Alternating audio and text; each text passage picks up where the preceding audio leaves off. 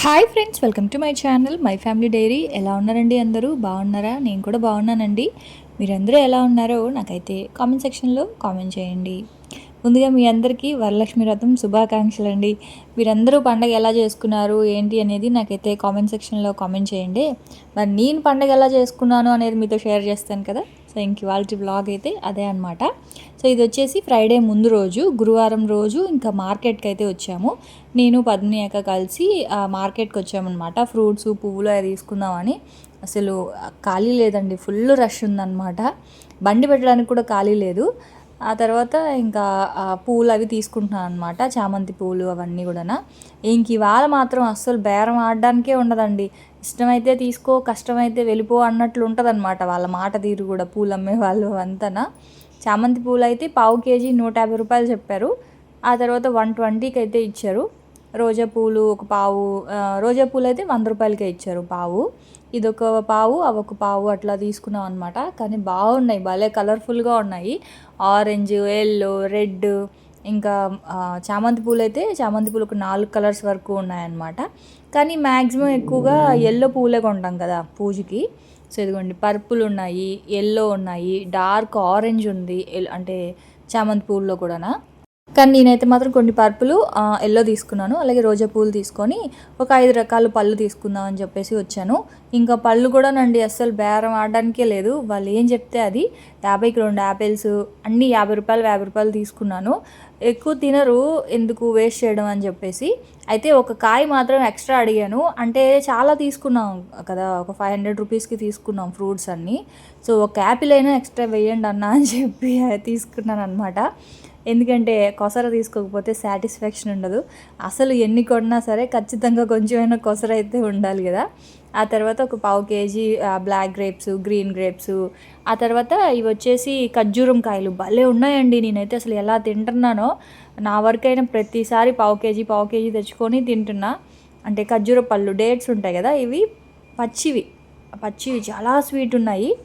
So ఇంకా అలా అవైతే ఒక 100 రూపాయలు, హాఫ్ కేజీ 100 రూపాయలు తీసుకున్నాను అనమాట. సో ఇంక తెచ్చుకున్న ఫ్రూట్స్, ఫ్లవర్స్ ఇంకా అవన్నీ ఫ్రిడ్జ్లో పెట్టడం. అయితే పళ్ళు కవర్లో ఉంచేస్తే పాడైపోతాయంట, అంటే త్వరగా కలర్ చేంజ్ అయిపోయి మగ్గిపోతాయంట. అందుకే వాళ్ళు ఏం చెప్పారంటే, అంటే ఇప్పుడు మనం రేపు ఫ్రైడే పూజలో పెట్టాలి, మళ్ళీ సాటర్డేనో ఫ్రైడేనో కదా తింటాం ఫ్రూట్స్, ఈ లోపల పాడైపోతాయి కదా. వాళ్ళు ఏమన్నారంటే అవి కవర్లో పెట్టకండి అమ్మా, ఫ్రిడ్జ్లో కూడా పెట్టాల్సిన అవసరం లేదు, ఒక పళ్ళెంలో పెట్టేసేయండి ఓపెన్గాన, అప్పుడైతే పాడవవు, అంటే త్వరగా పండిపోవు అని చెప్పారు. అందుకే ఇంకా అవన్నీ కూడా అట్లా ప్లేట్లో అయితే పెట్టేశాను. ఇంకా పువ్వులు అయితే ఫ్రిడ్జ్లో పెట్టేశాను. ఇంకా రేపు మార్నింగ్ చీర కట్టుకోవాలి కదా, సో ఆ చీరకి అవన్నీ కూడా రెడీ చేసుకుంటా ఉన్నాను, ప్రీ ప్లేటింగ్ చేసుకుందాం అని చెప్పి.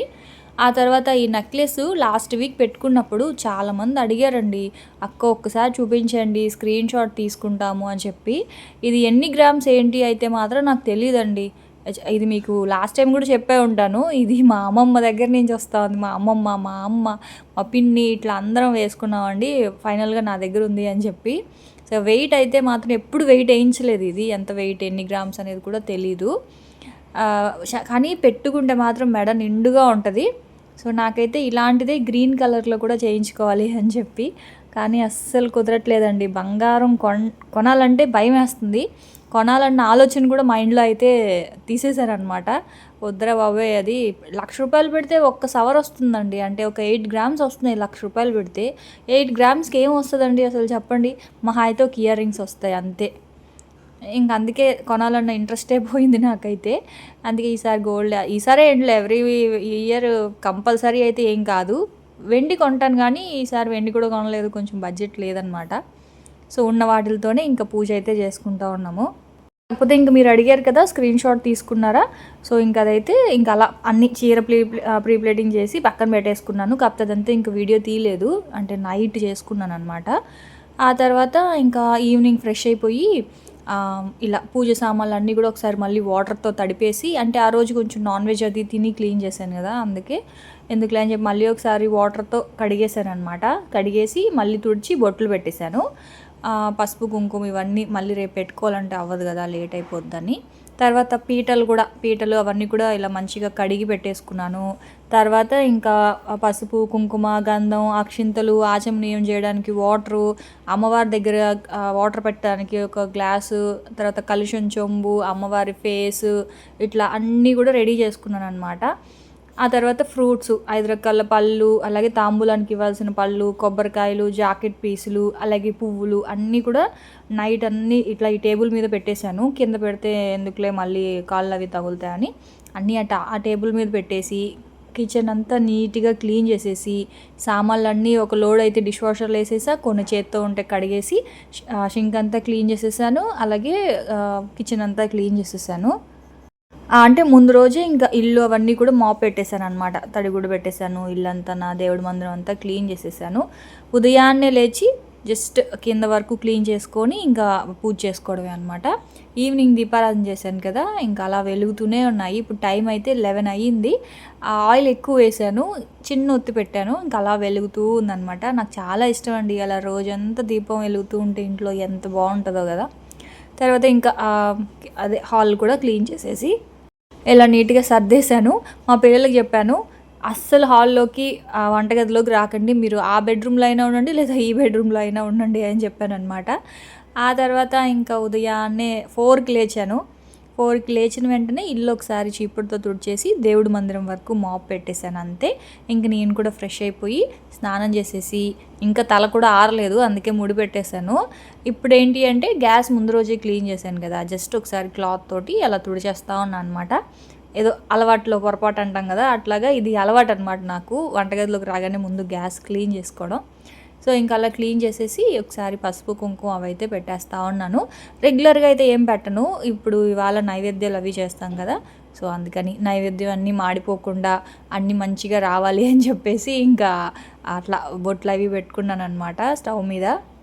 ఆ తర్వాత ఇంకా నానబెట్టాల్సినవన్నీ కూడా నానబెడుతూ ఉన్నానండి. ముందు రోజు అయితే నేనేమి నానబెట్టలేదు, అంటే బూరెలకి, అలాగే గారెలకి, అలాగే శనగలు ఇట్లాగా. ఇప్పుడు ఎర్లీ మార్నింగ్ నానబెడుతున్నాను. మామూలుగా ఒక 1-1.5 అవర్లో మినపప్పు అయితే నానిపోతుందండి. మినపప్పు కానీ శనగలు కానీ మ్యాక్సిమం 1-1.5 అవర్ చాలు. 2 అవర్స్లో అయితే బాగా నానిపోతాయి. సో ఇంకేంటి అంటే ఈ లోపల ఇవి నానుతూ ఉంటాయి, మిగతా పనులు చేసుకుందాంలే అని చెప్పేసి ఇంక స్నానం చేసి వెంటనే శనగలు అయితే నానబెట్టేశాను. తర్వాత బూరెల కోసం శనగపప్పు అయితే కుక్కర్లో పెడుతున్నాను. గారెలకి అలాగే బూరెల్లో తోపు కోసం అని చెప్పేసి కొంచెం కొంచెమే చేస్తున్నానండి, ఎక్కువ అయితే చేయట్లేదు. కొంచెం కొంచెం చేస్తేనే మిగిలిపోయాయి నిజానికి చెప్పాలంటే. ఇవాళ ఎవరికైనా ఇద్దామన్నా సరే అందరు ఇంట్లో ఉంటారు కదా, ఇంకా ఎవరికి కూడా షేర్ చేయలేము. సో ఇంకా అలా అయితే అవన్నీ నానబెట్టేశాను. ఆ తర్వాత ఇంకా ఫస్ట్ అయితే ఇలాగా పప్పు అంటే ఈ శనగపప్పుని నానబెట్టట్లేదండి, కుక్కర్లో అయితే పెట్టేస్తూ ఉన్నాను అనమాట. ఎందుకంటే కొంచెమే కదా ఉడికిపోతుంది, ఒక 2 విజిల్స్ ఎక్స్ట్రా పెడితే బాగా మెత్తగా ఉడికిపోతుంది. ఇంకా స్టవ్ మీద అయితే పాలు పెట్టేశాను. పాలు పరమాన్నం కోసము. ఫస్ట్ అయితే పాలు మరగడానికి టైం పడుతుంది కదా, పాలుని ఒక 3 టైమ్స్ పొంగిచ్చి ఆ తర్వాత అందులో రైస్ అయితే వేస్తాను. ఫస్ట్ ఒక 3 టైమ్స్ ఇలాగా కొంచెం కొంచెం పాలు అయితే పొంగిస్తూ ఉన్నాను. బియ్యం కడిగి పెట్టేసుకున్నాను పులిహోరకి అలాగే పరమాన్నానికి. ఒక 2 గ్లాసెస్, కొంచెం చిన్న గ్లాసెస్ ఒక 2 గ్లాసెస్, అందులో ఒక హాఫ్ గ్లాసే పరమాన్నం వండుతున్నాను, 1.5 గ్లాసు పులిహోర అనమాట. పులిహోర అయితే కొంచెం తింటారు కదా, పరమాన్నం కొంచెం వండినా సరే ఎక్కువ అవుతుంది అన్నం ఉడికాక, అందుకే కొంచెం రైసే వేసాను. 1/2 లీటర్ పాలకి ఒక చిన్న గ్లాసు రైస్ వేస్తే సరిపోతుంది. పాలు పొంగించిన తర్వాత అందులో రైస్ అయితే వేసేసి ఒకసారి ఇలా కలిపేశాను. సిమ్లో పెట్టేస్తే రైస్ దాని మట్టుగా అది ఉడుకుతూ ఉంటుంది. ఇంకా బూరెల కోసం పప్పు అయితే కుక్కర్లో పెట్టేశాను. అలాగే పులిహోర కోసం రైస్ అయితే నానుతూ ఉంది. ఇంకా గారెల కోసం తోపు అంటే బూరెల్లో తోపు కోసం మినపప్పు అవన్నీ కూడా నానుతూ ఉన్నాయన్నమాట. ఇంకా ఈ లోపల నేను పూజ చేసేసుకోవాలి. ముందు రోజు ఇంకా గడపలకి పసుపు అది రాయలేదండి, మార్నింగే చేసుకుందాంలే అని చెప్పి. ఇంకా ముగ్గు కూడా వేయలేదు, ముగ్గు కూడా ఇప్పుడే వేశాను. మాకు ఫ్రైడే పొద్దున్నే మెయింటెనెన్స్ వాళ్ళు వచ్చి క్లీన్ చేస్తారు. సో అప్పుడు వాళ్ళకి తెలియక మళ్ళీ వేసిన ముగ్గు అంతా తుడిచేస్తారు కదా, అందుకని చెప్పేసి ఇంకా నేనైతే ఉదయం లేచి ఇంకా ముగ్గులు అవన్నీ పెట్టాను. ఇంక ఇప్పుడు ఫ్రెష్ అయిపోయాను కదా, ఇప్పుడు స్నానం చేసి ఇంకా గడపలకు కూడా బొట్లు అవి పెడతా ఉన్నాను. లైట్స్ అవి ఆపేశారు, తెల్లారుతూ ఉంది కదా, అందుకే కొంచెం చీకటి అయిపోయిందనమాట. ఆ తర్వాత ఇంకా బొట్లు అవన్నీ గుమ్మాలకి పెట్టేసిన తర్వాత ప్రతిసారి నేను మర్చిపోయే పని ఏదైనా ఉంది అంటే కాళ్ళకి పసుపు రాసుకోవడం. అందుకే పసుపు ఒక దాంట్లో కలిపి ఉంచేసాను. అంటే వచ్చిన ముత్తైదువులకి రాస్తాం కదా! అందుకని చెప్పి అప్పటికప్పటికే కాకుండా ముందే కలిపి పెట్టేసాను. ఫస్ట్ నేనైతే రాసుకుంటున్నాను. ప్రతి ఇయర్ మర్చిపోతానా, తాంబూలానికెళ్ళినప్పుడు ఎవరో ఒకళ్ళు రాస్తారు కదా! "అదేంటమ్మా పూజ చేసావు, కాళ్ళకి పసుపు రాసుకోలేదు ఏంటి?" అని అడుగుతారు. సో, అందుకే ఒక 2 ఇయర్స్ నుంచి గుర్తుగా రాసుకుంటున్నాననమాట కాళ్ళకి పసుపు. ఆ తర్వాత ఇంకా పూజ చేసుకుందాం అని చెప్పేసి ఇదిగోండి ఇంకా పువ్వులు అవన్నీ కూడా ఒక దాంట్లో రెడీగా పెట్టేసుకున్నాను. పువ్వులన్నీ కూడా పెట్టేసి పొద్దున్నే ఇంకా ఎప్పుడు చేసుకునే నిత్య పూజ ఉంటుంది కదా! సో, పూజ అయితే చేసుకుంటా ఉన్నాను. నైవేద్యం అయితే ఏం లేదండి. జస్ట్ పళ్ళు పెట్టేసాను. పళ్ళు పెట్టేసి ఫస్ట్ 2 దీపాలే వెలిగించాను. మిగతా దీపాలన్నీ కూడా తర్వాత పూజ అప్పుడు వెలిగిద్దాంలే అని చెప్పి ఫస్ట్ అయితే 2 దీపాలు వెలిగించాను. సర్వదుష్టభయంకరీ సర్వదుఃఖహరే దేవి మహాలక్ష్మీ నమోస్తుతే. లక్ష్మీ అష్టకం మాత్రం అలాగా ఏదైనా ఫోన్లో ప్లే చేస్తూ చెప్తాను. బుక్లో చూడకపోయినా సరే నోటెడ్ అయిపోయిందనమాట. వచ్చేస్తుంది చెప్తూ అదే చెప్పుకున్నాను. లక్ష్మీ అష్టకం అయితే చదువుకున్నాను ఉదయాన్నే. త్వరగా అయిపోతుంది కదా, ఒక 2-3 మినిట్స్లో. ఇంకోటి ఏంటంటే కనకదార నేర్చేసుకున్నానండి. అమ్మవారి ముందైతే చదువుకున్నాను పూజలో. చాలా హ్యాపీగా అనిపించింది. అంటే మొత్తానికి ఫైనల్గా ఎట్లా అయినా సరే నేర్చుకున్నాను అని చెప్పి అనిపించింది. ఆ తర్వాత ఇంకా పూజ చేసేసుకొని ఇంకా తులసమ్మ దగ్గర కూడా దీపం పెడతా ఉన్నాను. ఇంక ఇప్పుడైతే మా వాళ్ళు ఒక్కొక్కరు లేచి మా ఆయన అయితే నాకు కొంచెం హెల్ప్ చేశారనమాట వీడియో తీయడంలో. లేకపోతే ఇవాళ అసలు ఇంకా బాగా ఇబ్బంది అయిపోయేది నాకు. వీడియో తీస్తూ పని చేయాలంటే లేట్ అయిపోద్ది కదా. సో వాళ్ళు లేచే వరకు కొంచెం ట్రైపాడ్ పెట్టాను, కానీ మా వారు లేచిన తర్వాత మాత్రం ఇంకా మా వారే ఇంకా వీడియో సెక్షన్ అంతా నీ ఇష్టం సీను, ఎలా అయినా తీసేయి, నన్ను మాత్రం అసలు అడక్కు అని చెప్పాను అనమాట. ఎందుకంటే నాకు పని అయిపోవాలి. వీడియో ఎలా వచ్చినా పర్లేదులే, తర్వాత ఎడిట్ చేసుకుందాంలే అని చెప్పేసి ఇంకా మా వారికి ఇచ్చేసాను ఫోన్ అయితే. తర్వాత ఇంకా తులసమ్మ దగ్గర కూడా దీపం పెట్టేసి దండం పెట్టేసుకున్నాను. ఇంక ఈ లోపల చూడండి పరమాన్నం అయితే చక్కగా ఇలా ఉడికిపోయింది. సిమ్లో పెట్టేశాను. అది రైస్ బాగా ఉడికిపోయింది అనమాట, మెత్తగా ఉడికిపోయింది. చాలా బాగా వచ్చిందండి. అసలు ఎంత బాగా వచ్చిందంటే పరమాన్నం మాత్రం అంత బాగా వచ్చింది. అంటే ఎక్కువ పాలు అవ్వడం వల్ల రైస్ చాలా కొంచెం వేసాను. పాలల్లోనే బాగా ఉడికి అసలు నిజంగా ఎంత అమృతంలా ఉంది పరమాన్నం అయితే మాత్రం నాది. బెల్లం కూడా ఎక్కువ అవ్వలేదు, అలా అని తక్కువ అవ్వలేదు, కరెక్ట్గా సరిపోయింది. అయితే ఈ బెల్లం పౌడర్ ఏంటంటే అసలు ఎక్కువ స్వీట్ లేదండి. ఇప్పుడు నేను 2 కప్స్ వేసాను కదా బెల్లం పౌడరు. యాక్చువల్గా రైస్ నేను 1 కప్పే తీసుకున్నాను. 1 కప్పు రైస్కి 2 కప్స్ వరకు వేసాను అనమాట బెల్లం పొడి. అది ఆర్గానిక్ బెల్లం పొడి, బ్లింకిట్లో పెట్టాను. అసలు ఎక్కువ స్వీట్ రావట్లేదు. టీలో కూడా మామూలుగా పంచదార 1 స్పూన్ వేస్తే ఈ బెల్లం పొడి మాత్రం 2 స్పూన్స్ వేయాల్సి వస్తుంది. ఇంకోటి ఏంటంటే మనం టీ కానీ పాలు కానీ చేసినప్పుడు అందులో వేసినా సరే పాలు ఏం విరగట్లేదన్నమాట. మామూలుగా బెల్లం పొడి వేస్తే ఒక్కొక్క బెల్లం పొడి విరిగిపోద్ది. ఇది ఆర్గానిక్ బెల్లం పొడి బ్లింకిట్లో తీసుకున్నాను, కానీ చాలా బాగుంది. ఒక 2 ఇలాచీ పౌడర్ కూడా చేసి పెట్టుకోవాలండి, కుదరట్లేదు అసలు. సో ఒక 2 ఇలాచీ, మామూలుగా నాకు ఇలాచీ పొడి పర్లేదు, కానీ ఇలాచీ అలా వేస్తే తినేటప్పుడు పంట కింద తగులుతుంది కదా, అప్పుడు కొంచెం ఇరిటేషన్గా ఉంటుంది. కానీ ఇప్పుడు పౌడర్ చేసేంత టైం లేదు, ఇంకా అలాగే వేసేసాను. అలాగే నెయ్యిలో జీడిపప్పు, అసలు నాకు నెయ్యిని వేడి చేసేయడమే ఇష్టము. జీడిపప్పు కానీ గ్రేప్స్ అదే ఎండు ద్రాక్ష కిస్మిస్ కానీ వేయడం నాకు అస్సలు నచ్చదు. కానీ ఇంకా అలా వేసాను. ఇంకా సరేలే అని చెప్పేసి కొంచెం జీడిపప్పు అయితే ఫ్రై చేసి వేసాను. పరమాన్నం అయినా పాయసం అయినా ఆ పాయసాన్ని ఎంజాయ్ చేయాలి అనుకుంటాను తప్ప అందులో ఇవి జీడిపప్పులు అవి వస్తే అడ్డుగా అనిపిస్తాయి నాకు ఎందుకో. కానీ కొన్ని అయితే వేసాను ఉన్నాయని చెప్పేసి. ఆ తర్వాత పరమాన్నం అయిపోయింది కదా, అదైతే పక్కన పెట్టేశాను. ఫస్ట్ ప్రసాదం ఒకటి అయ్యింది. రెండో ప్రసాదం శనగపప్పు అయితే ఉడికిపోయింది. కుక్కర్లో నుంచి శనగపప్పుని మిక్సీలో అయితే వేసేసి, ఇక్కడ నేను శనగపప్పు బెల్లం 2 ఈక్వల్ క్వాంటిటీలోనే తీసుకున్నాను, 2 సమానంగా తీసుకున్నాను. చూడండి నాకైతే పప్పు ఏం జార్ అవ్వలేదండి. చాలామందికి పప్పు జార్ అయిపోద్ది కదా, అంటే కొంచెం లూజ్ అయిపోద్ది కదా. సో మెయిన్గా బూరెలతో అదే మెయిన్ ప్రాబ్లం, పల్చగా అయిపోద్ది. కొంచెం వాటర్ ఉన్నా సరే పల్చగా అయిపోద్ది. సో అప్పుడు మీరు ఏం చేస్తారంటే పళ్ళెంలో ఇలాగ కాస్త పల్చగా తట్టేసి ఫ్యాన్ గాలికి పెట్టేశారనుకోండి, అందులో ఏదైనా మాయిశ్చర్ ఉన్నా సరే ఆ ఫ్యాన్ గాలికి ఆరిపోయి ఆ పప్పు అనేది పూర్ణం అనేది కాస్త టైట్ అవుతుంది అనమాట. సో ఎప్పుడైనా మీకు పప్పు జారినప్పుడు అలా చేయండి. ఆ తర్వాత ఇంక నేను అలా ఒక పళ్ళెంలో పెట్టేసి మినపప్పు కూడా రుబ్బేశాను. ఈ లోపల నానిపోయిందండి. కరెక్ట్‌గా 1 అవర్ టైం పట్టింది. శనగలు కాస్త నానాలి కానీ మినపప్పు అయితే నానిపోయింది. చూసారు కదా! సో, ఇప్పుడు ఆ మినపప్పుని మిక్సీ చేసేసి ఏ కప్పుతో మినపప్పు తీసుకున్నానో ఆ కప్పుతో బియ్యపు పిండి, ఆ కప్పుతోనే మైదా కూడా అందులో ఏసేసి ఒక చిటికెడు సాల్టు, ఒక చిటికెడు వంట సోడా ఏసాను. సాల్ట్ ఒక పావు స్పూన్ ఏసానండి. చిటికెడు కాదు, ఒక పావు స్పూన్ సాల్ట్, ఒక చిటికెడు వంట సోడా ఏసేసి పిండైతే ఇలా కలిపేసి ఒక్క 10 నిమిషాలు పక్కనుంచేస్తే మనం ఇప్పుడే కదా పిండి కలిపాము. సో, కలిపిన వెంటనే వేసే కంటే కూడా ఒక 10 నిమిషాలు గనుక పక్కన నానిందనుకోండి పిండి, ఇంకా సాఫ్ట్‌గా వస్తాయన్నమాట బూరెలు. ఆ తర్వాత గారెల కోసం కూడా పప్పయితే ఇంకా మిక్సీలోనే ఏసేసాను. అన్నీ ఇంకా మిక్సీలోనేనండి. ఫస్ట్ ఇది మాత్రం కాస్త జారింది. అందుకే రెండో దాంట్లో అసలు వాటర్ ఏయకుండా గట్టిగా రుబ్బాను. ఆ తర్వాత ఇంక అందులో ఉల్లిపాయ అట్లా ఏం వేయట్లేదు. జస్ట్ కొంచెం ఉప్పు, జీలకర్ర అంతే అనమాట. అయితే ఇదిగోండి శనగలు చూసారా? ఆల్మోస్ట్ నానిపోయాయి. ఇంకొక హాఫ్ అన్ అవర్‌లో ఈ బూరెలు, గారెలు వేసే లోపల నానిపోతాయి. అందుకని ఏం చేశానంటే కొన్ని కుక్కర్‌లో పెట్టేసి మిగతావి మాత్రం పక్కన పెట్టేశాను. వాయినం ఇద్దామని చెప్పేసి వాయినానికి. ఇందులో అయితే వాటర్ ఏసి ఉంచాననమాట. అవి కుక్కరు పెట్టాలి. ఒక్క హాఫ్ అన్ అవర్‌లో అవి కూడా నానిపోతాయి. ఇంక ఈ లోపల పులిహోర తాలింపు అయితే పెట్టుకుంటున్నాను. పులిహోర ఇది మొన్నంతా కూడా చింతపండు పులిహోర తింటూనే ఉన్నారు. అందుకే ఇంకా లెమన్ రైస్ అయితే చేస్తూ ఉన్నాను. ఫస్ట్ అయితే కొంచెం శనగపప్పు, ఆ తర్వాత మినపప్పు, ఇంక ఇవాళ పల్లీలు వేయట్లేదు, కొంచెం జీడిపప్పులు వేసుకున్నాను. ఆవాలు, జీలకర్ర, మెంతులు చింతపండులో వేస్తాను కానీ నిమ్మకాయలో మెంతులు అయితే వేయను. అలాగే ఎండుమిరపకాయలు, పచ్చిమిర్చి, కరివేపాకు, కొంచెం పసుపు, పోపు అంతా మంచిగా వేగిన తర్వాత లాస్ట్లో కొంచెం ఇంగువ కూడా వేసాను. అదైతే మర్చిపోయాను అనమాట, క్లిప్పింగ్ మిస్ అయిపోయింది. ఒక చిటికెడు ఇంగువ వేస్తే బాగుంటుంది. ఆ తర్వాత రైసు, యాక్చువల్గా రైస్ని మనం చల్లారబెట్టి కలుపుతాం కదా పోపు అనేది. ఇప్పుడు నేనేం చేశానంటే కింద పోపు ఉంది కదా, ఇంకో కడాయి ఎందుకులే వేస్ట్ అని చెప్పేసి ఉడికించిన రైస్ని పోపులో వేసేసి అక్కడ పెట్టేస్తున్నాను.